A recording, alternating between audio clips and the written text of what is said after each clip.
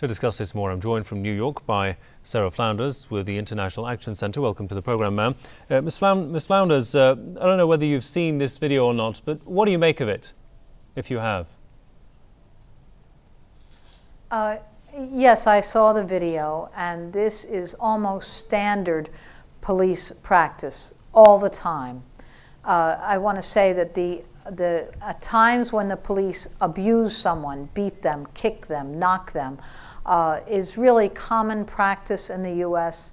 and in New York City, Philadelphia, Baltimore, Detroit, major cities, it's absolutely routine.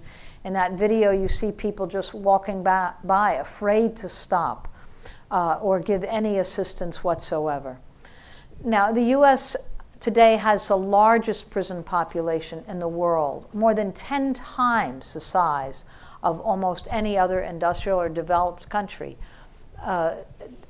It's off every single statistic. It's far exceeds also in the abuse, in lack of lawyers and legal assistance, in the triviality of the charges, the length of prison sentences, and the conditions faced in prison. On every single level, the U.S. absolutely exceeds any other country in the world today. And of course, now, considering the police's behaviour towards both civilians, as we saw in that video, and of course inmates, as you just mentioned there, in general, what image will people have of the U.S. police in the long run?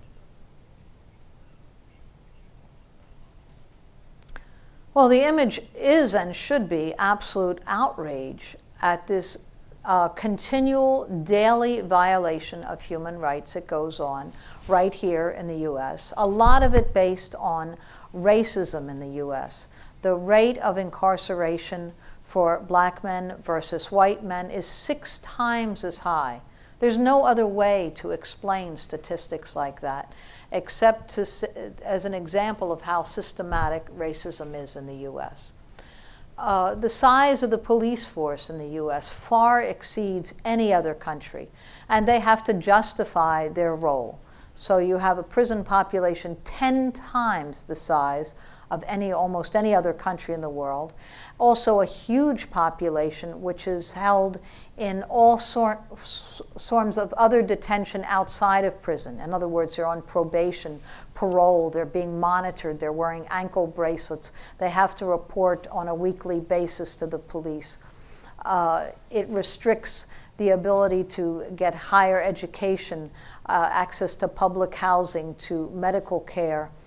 There's more than 7.5 million people in the U.S. today that are in the prison system. And there's a couple of million people who are directly in prison right now. And a stunningly high number of people who are held in total isolation, sensory deprivation. That's a form of torture. Complete solitary confinement is now increasingly used in U.S. prisons. And also I should point out that increasingly U.S. prisons operate for profit.